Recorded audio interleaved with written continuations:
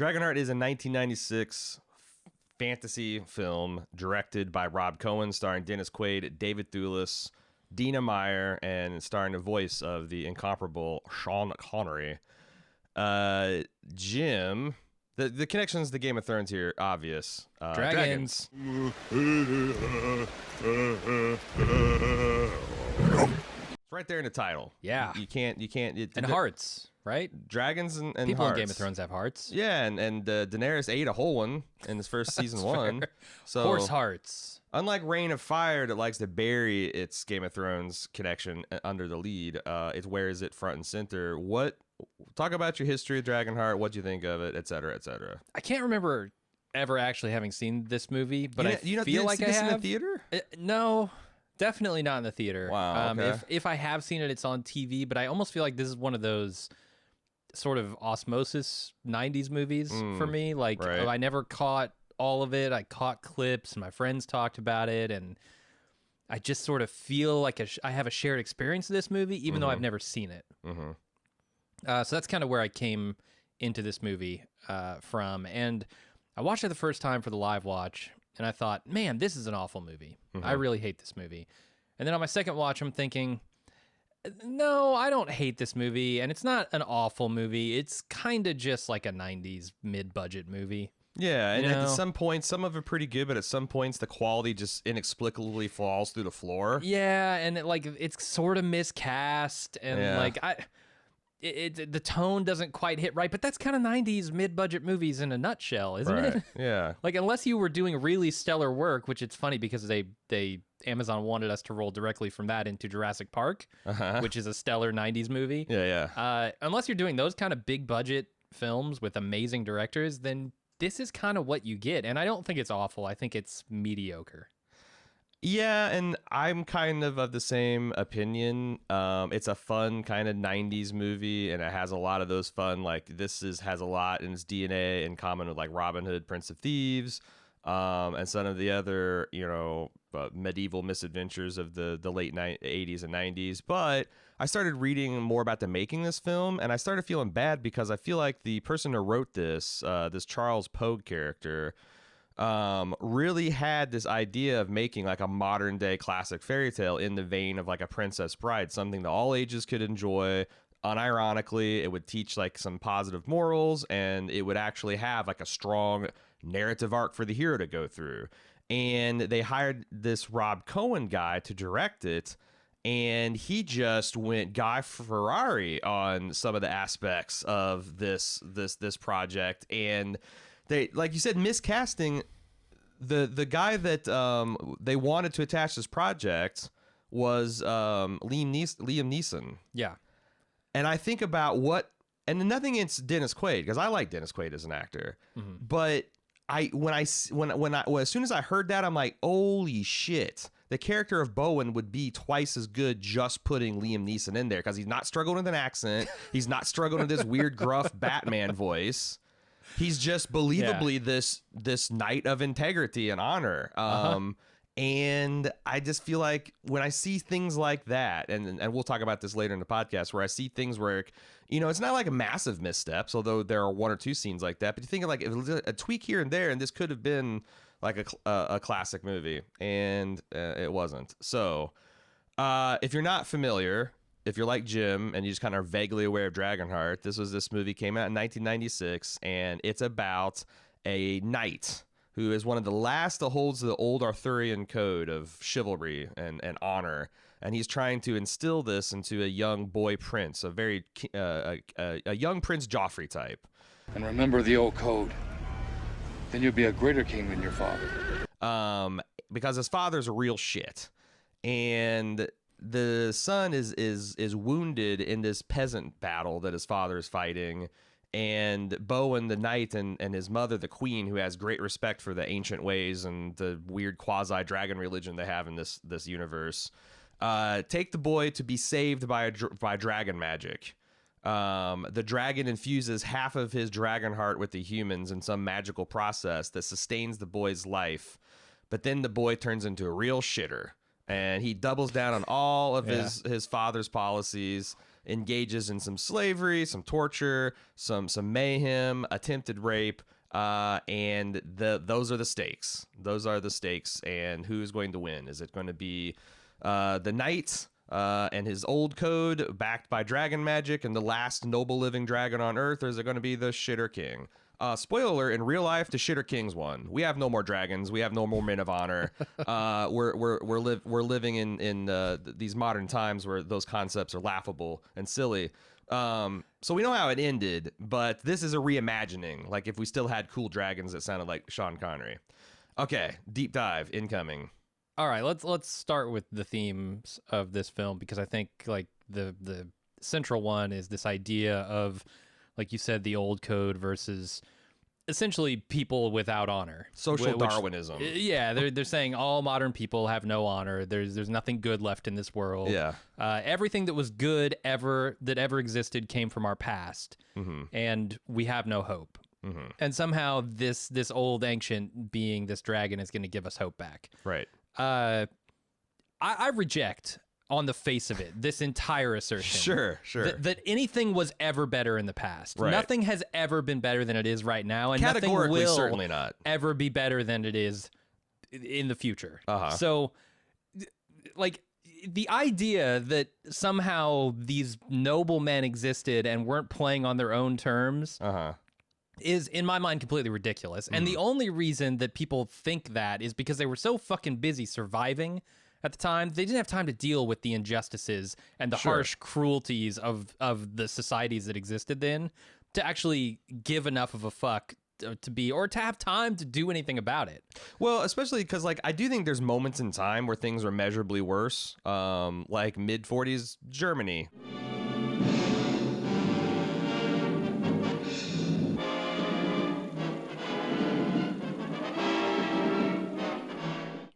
Bad place. But yeah, like when you look at like generational time spans, and that's what this movie is proclaiming, that there was this period of time where it's just gradually centuries long descent into barbarism and bullshit. Yeah. When, you know, like, that's the other thing, is also King Arthur's not real history. We could tear apart this film's premise, but so does it work on a fairy tale logic, or? It seems like I mean, I think so. If you ignore, you know, the more disturbing parts of this film's message, or the false parts of it, you just want to argue for general appreciation for modernity, which I wholeheartedly support. Then I think it holds together. On first watch, I was very confused because we were cracking jokes over it, but second watch, I didn't have so much of a problem with it, and I think. The shame of it is, like you mentioned, this movie got bastardized in the creation process, and whatever, you know, cohesive storyline and thematic through lines that the original writer had developed in that script, I feel got minimized in favor of doing things that were crowd pleasers. And it's a real damn shame, because I think, like, a good portion of this movie holds up, and it's the silly stuff that's interjected by this new directive force that kind of brings the whole movie down. Yeah, and I feel like the soundtrack is almost like a guide to that. I think this has got, when the movie gives a shit, a pretty damn fine soundtrack. Very James Hornerian, Lord of the Rings, stirring epic, you know, lots of horns and rolling drums and whatnot, and then you get into some parts where the movie is trying to be like provide comic relief, and it turns into this jaunty heist, like I don't know, children's television show music, and it's like almost like you can tell that it feels like that this stuff was forced on it by an outside, like this is parts of some other person's vision intruding on the thing, and the movie itself resents it. Yeah, like the performances aren't as good. There's the music isn't as good. The dialogue and writing and all that stuff. Anytime the movie tries to go into silly gear, it's not great. And watching like Jason Isaacs trying to be silly early on in his career, if you don't recognize his name. Jason Isaac is the latest captain of the Star Trek Discovery from season 1, I guess. And he also is notably the patriarch of the Malfoy family Harry Potter. Yeah, I struggled to come up with what I had seen him in while we were watching he's this. Bloody Bannon in The Patriot too, the old Mel Gibson. Yeah, no, he's a lot. Yeah. I've seen him in a lot of movies. But he's always this like kind of severe, imperious character, and here he's kind of a buffoon, and boy, he does not wear that skin well. A road tax, King Arnold. A road tax. I mean, they are your roads after all. People really ought to pay for the privilege of using them. And those that can't pay, of course, will have to work it off. Ingenious, Felton. Only you could keep such a good brain under such a bad hat. But no, I forget where I was even going with. Well, one of the prime examples of this movie being the tone problems, being completely screwed up. So yeah, there's a lot of stuff with the tone. I was gonna kind of take it to the general vibe that they were going for.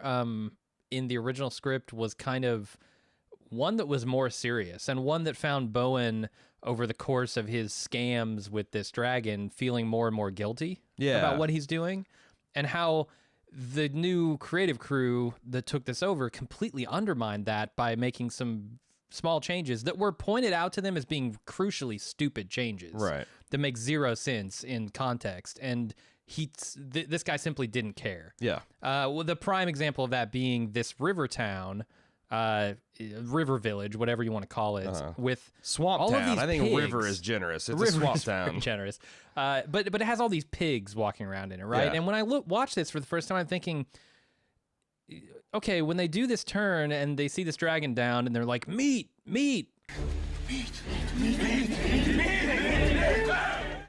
I'm thinking this is not the first time these people have tasted meat. There is meat all around them. Yeah, there are rotund pigs. Literally There's 10 knee pigs deep for in every one meat. person. Yeah.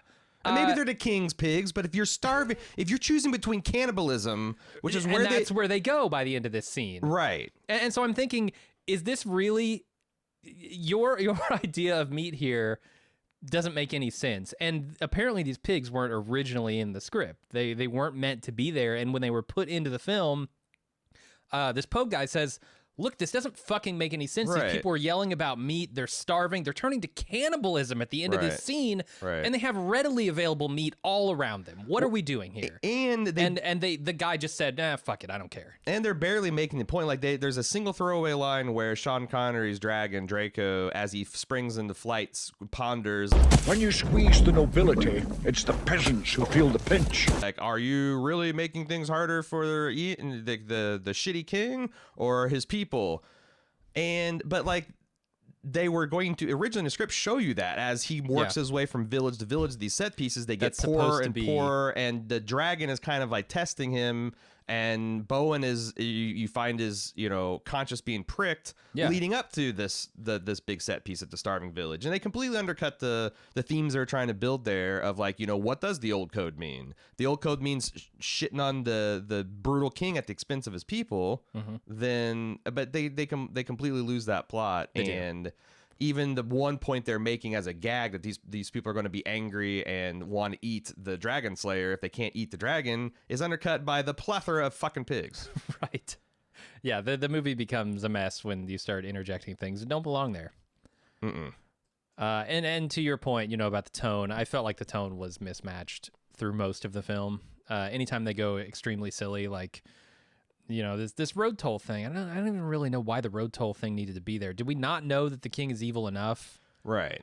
When he's enslaving people to build his towers, do we really need the road tax as the final cherry on that cake? Yeah. Like, what the fuck? And maybe you could even make that if you do it better and you have someone that actually is kind of that scheming. Like, I just don't buy it from this guy. I don't think Lucius Malfoy fits the.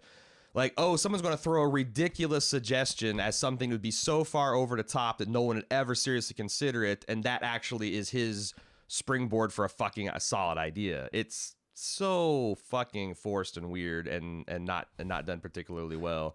The other thing I think is crucially miscast is David Thewlis, who I'm not going to hate on David Thewlis because his work on the last season of Fargo is the most incredible act of villainy, and if he had brought that to the table in this performance, it would be a whole other deal. Because another thing is, I think this Poe guy, I forget who he wanted to cast, but as somebody more like calculating and steady and like certainly ruthless and cruel and callous, but like more of a Darth Vader lawful evil than this guy who's a chaotic evil. And you get this gangly, oddly constructed never in a million years would I buy him fighting Dennis Quaid.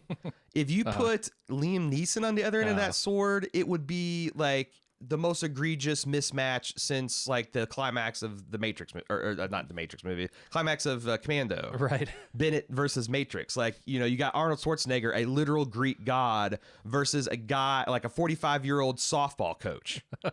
And this is the fight. This is the climax of the fucking film.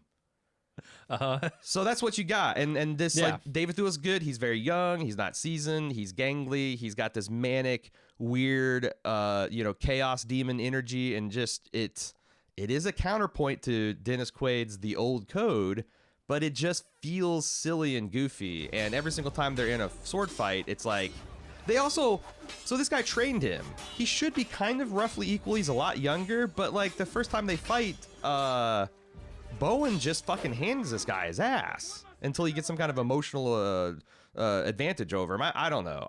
That's just another problem with the casting in the film. Can we talk about some praiseworthy casting? Okay, sure. I thought Dina Meyer was really good, and I'm kind of surprised between this and Starship Troopers she didn't have more of an impactful career. I know she's done some interesting work, but if you look through our IMDb, the last 15 years is just a big graveyard of yikes.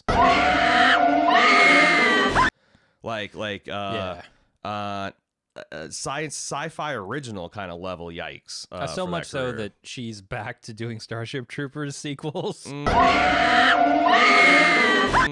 2017, which is a bad sign. Yeah, and they're not even direct to video. They're not even direct to on demand. They're just direct to Pirate Bay. I think they're just like direct to the director's film collection. Like, yeah, he's springing for a $600 camera. It's never going to make it off his hard drive. Yeah, 2 days of shooting, and then he's just like, yeah, that's my movie. That's just for me. But no, she's like really plucky and winsome, and she's also got this kind of sturdiness to her. So when she starts having to swing around the swords and axes in the third act of the film, I never at any point thought, oh, this is kind of fucking ridiculous.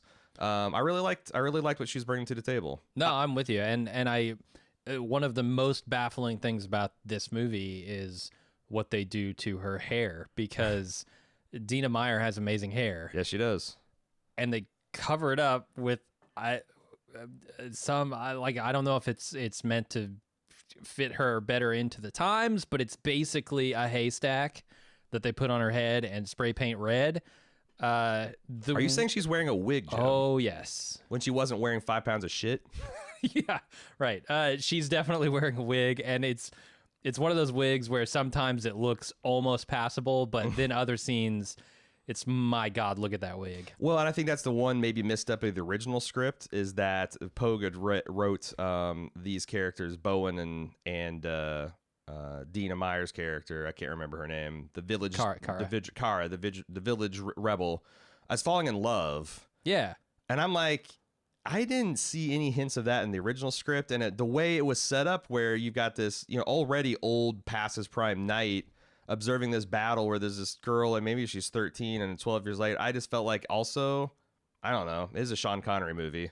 I've seen him dick down a very young Catherine Zeta-Jones, and no one batted an eye. So maybe it's par for the course. I'm just thinking that, like, I felt like that would have been a misstep, because I don't think this isn't about Bowen's dick and his lust and his love life. Mm-hmm. It's about validating a cause that you've devoted your whole life in, and you've become so disillusioned that you thought nothing. You've lost yourself. You've lost yourself where revenge is more important than chivalry and honor. Like if other people are ground to dust because of it. Anytime you've had that kind of thing, like a romance into it feels meh. It feels like a distraction from that. Well, yeah, I mean, I mostly agree with that. I think like the movie is trying to get to a place, and I don't know that it succeeds, but where she's falling in love with the man who he becomes at the end, the man who he was at the beginning. Essentially, what I think is the double meaning of this film's title, which is Dragonheart. I think he has the heart of a dragon. He has the In that metaphorical sense, heart of a yeah, dragon. like she's falling in love with his dragon heart, not his 45-year-old coach, softball coach body. No, Grant. And I don't want to take anything away from Dennis Quaid. This He's in is a fine very shape. attractive man. Yeah, but he is much older than her, I assume. And it's like, I think the importance of the idea is people following him as like and choosing his way over the way of the land that's going, the way of greed and indifference and all that. Like him being like falling in love with that is fine, but like the physical, I don't know, since it's not in the movie, and I feel like the movie doesn't miss a beat without it. Honestly, I thought Draco and Kara had better chemistry than Boa and Kara. Dennis Quaid never sang to her. That's true. Sean Connery, I actually think he was just a massive fucking star in this era. Yeah. It seems weird because he's kind of disappeared off the face of the earth for the last 10 years. But he was a massive star, and this is a performance that's kind of begging to phone it in, and he doesn't seem like he's doing that. Like everything you needed him to do in this movie, he's funny. He's funny as the scene ever requires him to be. He's as commanding and threatening as he needs to be. He's as persuasive and smooth as he needs to be. It's really like he's even like someone got Sean Connery to stick like a fork in his mouth or something. I was thinking. Okay, so they had like a $20-something million budget. Right. Sean Connery must have been a big chunk of that. How much did they pay the intern that had to hold his tongue while he was talking in that scene? What with a talk like this? What do you expect with all night rocking between my walls? I mean, this scene. Oh my God. Okay, let's finish talking about Sean Connery, and then I want to talk about this fucking tongue ride that Dennis Quaid gets for a half hour of this movie. I'm pretty much done talking with Sean Connery. We can get to the tongue ride. Let's talk about the tongue ride. Because like this is one of the things of humor that I think kind of mostly works. Like the idea of this knight being stuck in this dragon's mouth and Sean Connery rolling something. It's so absurd though. Yeah. It is so fucking absurd to see a dragon voiced by Sean Connery waggling its tongue up and down as it tries to negotiate with this fucking Dragon Slayer who's riding its tongue right, like a horse, wedged between his fucking legs. Right, man. I don't know. Of the absurd scenes in this entire movie, this is the one that maybe works for me because it's the most absurd. Well, and it works when you find out that Draco is not wanting to kill this knight. I think you understand that Draco knows exactly who this guy is the whole time, and he sees like I need to get into Dragon Heaven. I really pushed all my chips in Dragon Heaven forward, and I bet on fucking medieval Hitler. So now I'm gonna go straight to Dragon Hell unless I can rekindle this old code that the dragon. Like I don't know. There's a very Honestly, shit. How much of Skyrim was inspired by this fucking movie? All of it. The default the cover outfit of the fucking Dovahkiin or whatever the fuck his name is. Absolutely is a dragon hunter from this movie. Oh, I've seen the helmets that they wear in Skyrim. It's on the cover of the fucking game. Yeah, no, that's what I'm saying. They're like one that dragon outfit, shout away from having Skyrim in this movie. Yeah, like if someone fuss rotored instead of shooting a fucking what do they call those the big crossbow things? Ballista? Well, yeah, and if they had a fuss rotored instead of that, you'd have been in Skyrim. Yeah. But yeah, they kind of have that, like the dragons somehow redeemed, like the nobility in humans came from dragons, which is another kind of like a bullshit concept in my mind. But you know what? It's fantasy. Who cares? Yeah. Sure. All things good in humanity came from outside sources. Why not? Why not? Well, I was wondering about the lore of the dragons in this universe because there's some shit going on here. Like dragons can speak English. Sure. So I was thinking up until dragons gave humans the English language, boy. They speak a form of English.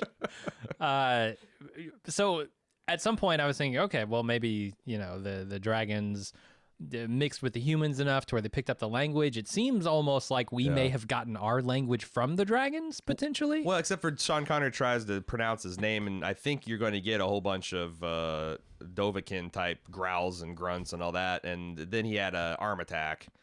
So we never get to, but but you also, like, humans have multiple languages, right? So, like, that's true. Dragons might just be speaking I see what you're saying. both basic, and also dragon. Yeah. And then they passed it on to us. More likely, I think they learned our language because they had to look over us or watch over us, rather. That's a really cool science fiction idea. Like if dragons were essentially the humans in the role, and we're like the dogs, and we were just kind of like these cute things that they started raising for shits and giggles, and it's pretty close to that in this movie. They modified us because like the more intelligent we were, the more charming they found us, and like eons pass and they have these talking monkeys, and oh shit, what do? We better teach them how to behave and start wiping their own ass. Yeah. I mean, that's kind of like a neat concept. And I'm confused also because the movie, I think, implies that dragons live forever in this universe, or at least, at the very least, Einan thinks that dragons live forever because when he's we go to the climax of the movie, he gets shot in the heart, he pulls it out, and he goes, "Oh fuck, I'm immortal. I better save this dragon so I can stay immortal." He runs over to the dragon and he's like, "No, I don't kill him. I want him alive and safe for all of eternity." So he, at the least, thinks that dragons live forever. Yeah. Where would he get that impression? I suppose his mother's but I guess that's the other thing is the queen mother, the dragon lore expert. Almost all of her scenes and stuff and lines were cut, so I'm sure there's probably stuff where they explain like what all this means. But they don't. I don't know. They don't explain the magic that links them until the very end. But I feel like that.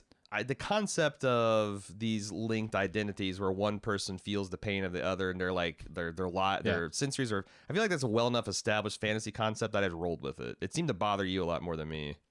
Well, it is. It's definitely a well established concept, but usually the way that it works is whatever happens to one also happens to the other. Not whatever happens to this one only happens to the other, because this guy gets shot straight through the heart with an arrow. Right. And the dragon falls from the sky, but he just pulls the arrow out and he's totally fine. Sure. So whatever happens to him seems to only happen to the dragon, but it doesn't work in reverse. Whatever happens to the dragon happens to both of them. Well, he did, though, because like the dragon injured his hand hand deliberately at one point so that Einan would have to drop his crossbow or sword or whatever, dagger or whatever he's holding against Dina's throat. So I think it does. It's just you don't see the dragon's not intentionally hurting himself off. He should have been doing it more often. Like he could have broke both of his legs at the beginning of the combat. But I don't understand why he can just pull an arrow out of his heart and be okay. Well, also does Einan have to be mortally like? Is this like a Harry Potter Horcrux situation where? What if Draco just kills himself? Does that instantly kill Einan, or is this Einan now mortal? I assume it would instantly kill him because what happens at the end of this movie amounts to that.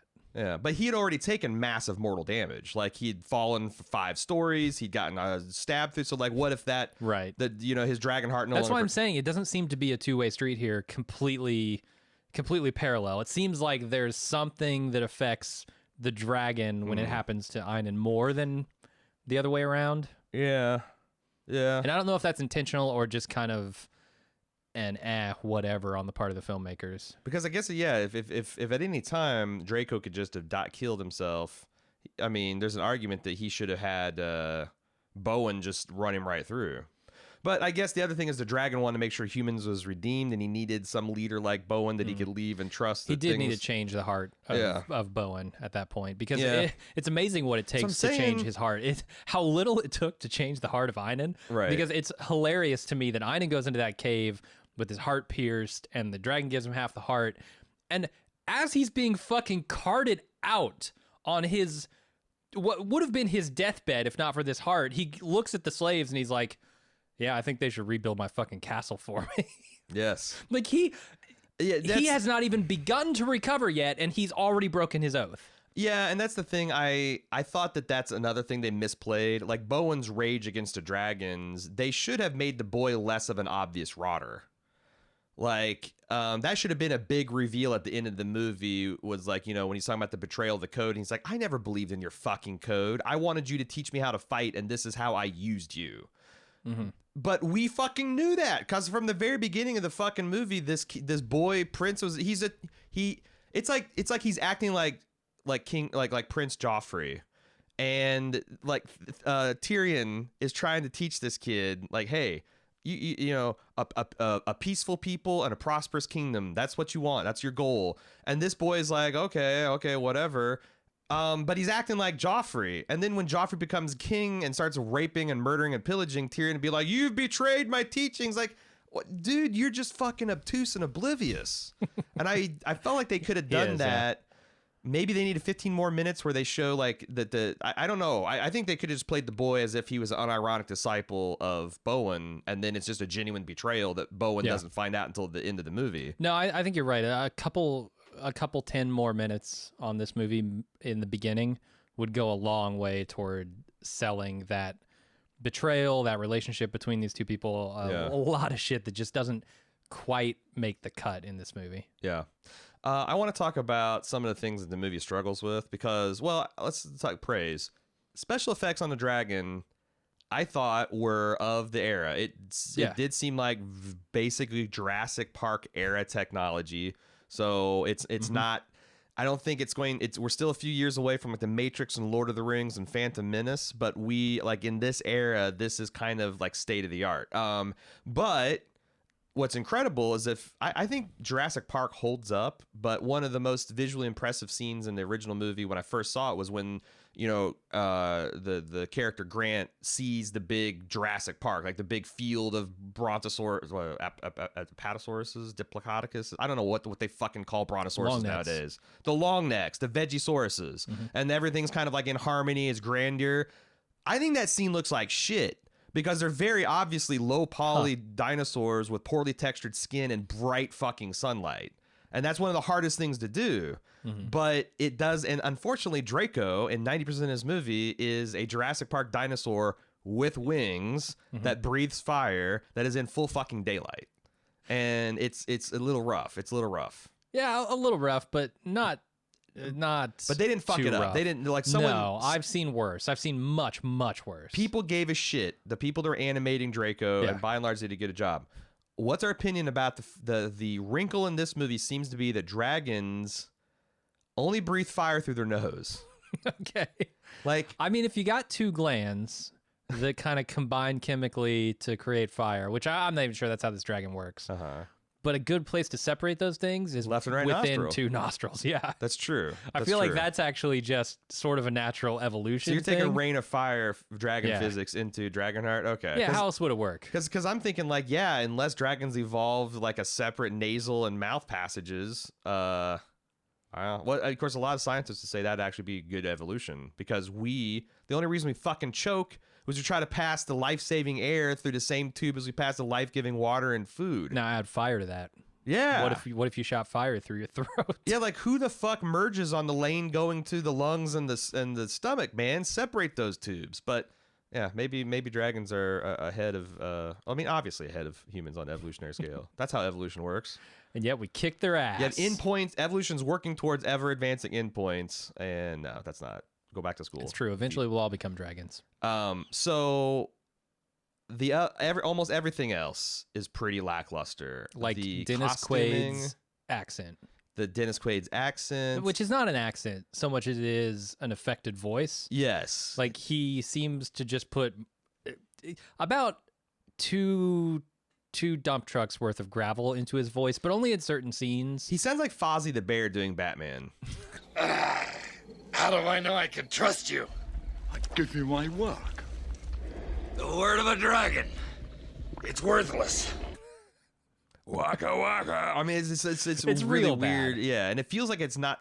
It would be something that would strain your throat if you do it for very long. Oh, for sure. But he's not even trying to reproduce an English accent, as best I can tell. I think so. This is where this thing gets kind of Costnerian. Is that I do think there's times where he at the beginning of the scene thinks, "Oh right, I've got a sword. I'm in mail. I should be doing some kind of Shakespeare in the Park," and he starts like doing some of those British vowel sounds, and then like 3 sentences in, he's just back to work and old code, and yeah.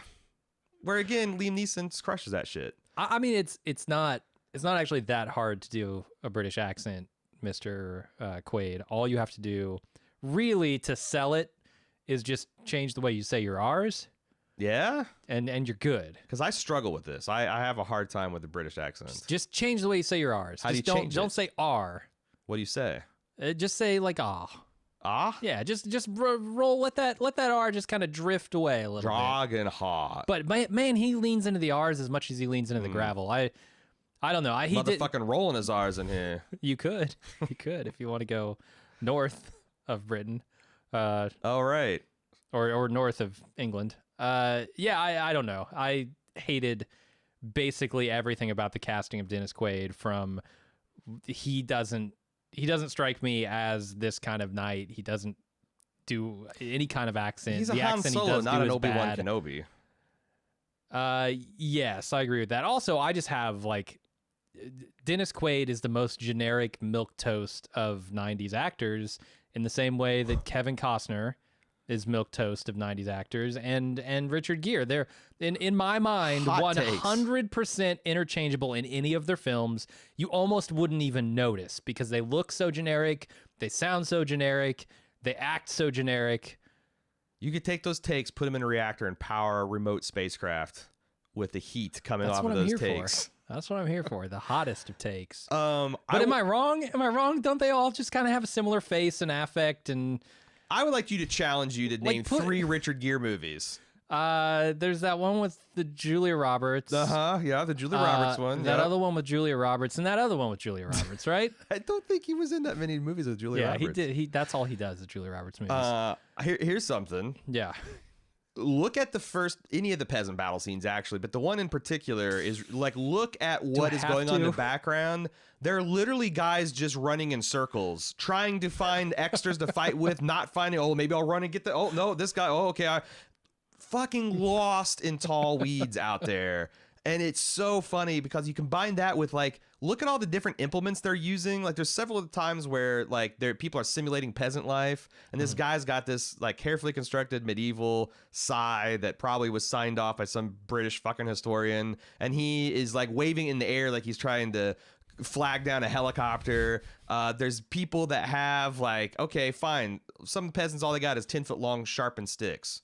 Fine, you can dehorse a horse, you can dehorse a knight with that kind of thing, but some of them have like forks at 45 degrees sharpened stick. I'm like, what the fuck are you going to do with that? 2 horses. Roast weenies? 2 horses. Giant 2 horses. Yeah.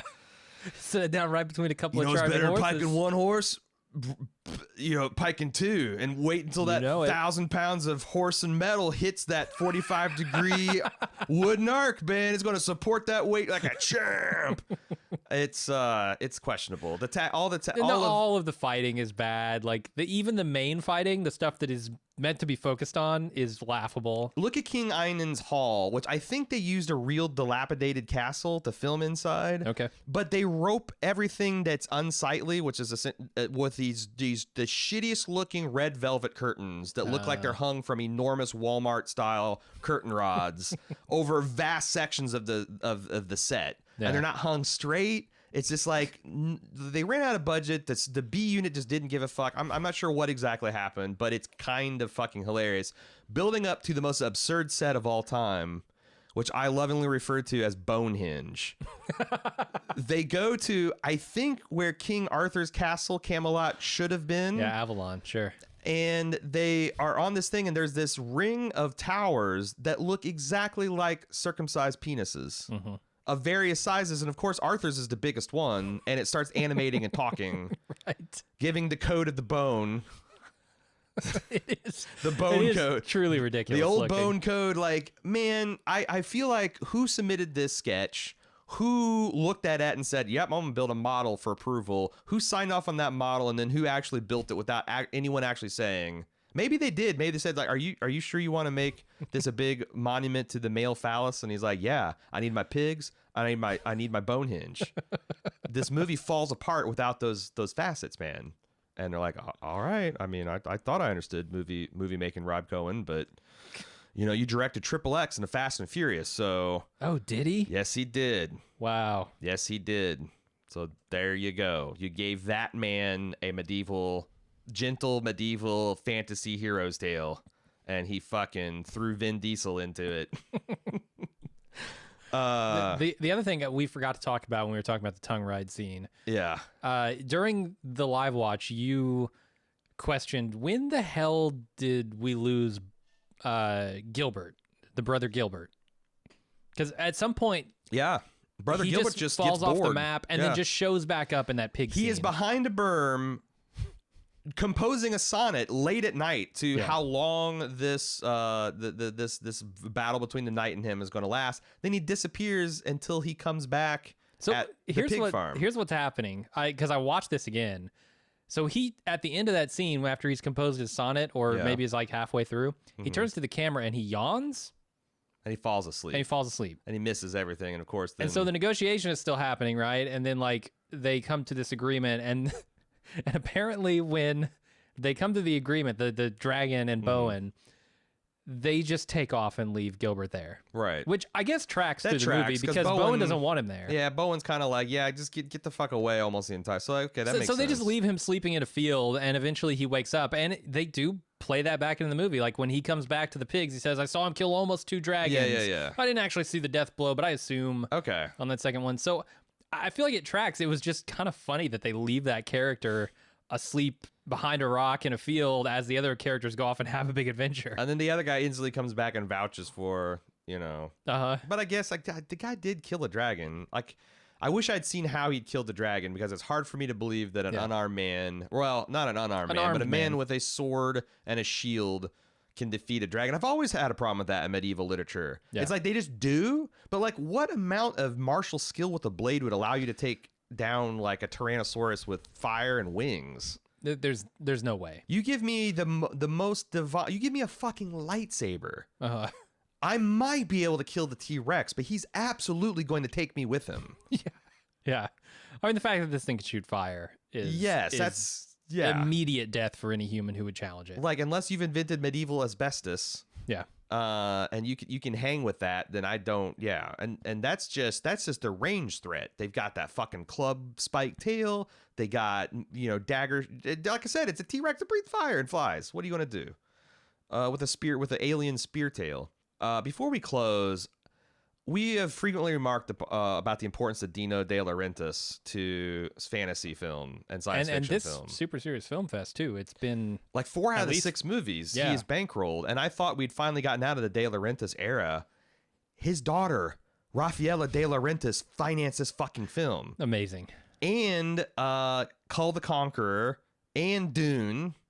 And I'm thinking that, like, every nerd worth their salt, if to the extent they have a shrine to George Lucas and Gene Roddenberry and J.R.R. Tolkien, someone ought to light a candle to the De Laurentiis family. Yeah. Because these fuckers were plowing major bank into these fantasy films when nobody else was making them. And regardless of their success or failure, or how cheesy or they were just like, what I think is this De Laurentiis guy got a bunch of money, made a bunch of money making well-regarded, conventional, safe pictures that got nominated for Oscars and shit. And once he had his bankroll secure and he was unbustable, he's like, I want to start making swords, sandals, and titty flicks. Yeah. And his daughter's like, well, thanks for teaching me the ways. I don't know about the titties, but I too am an unironic fan of swords and sandals. I'm going to keep this thing going.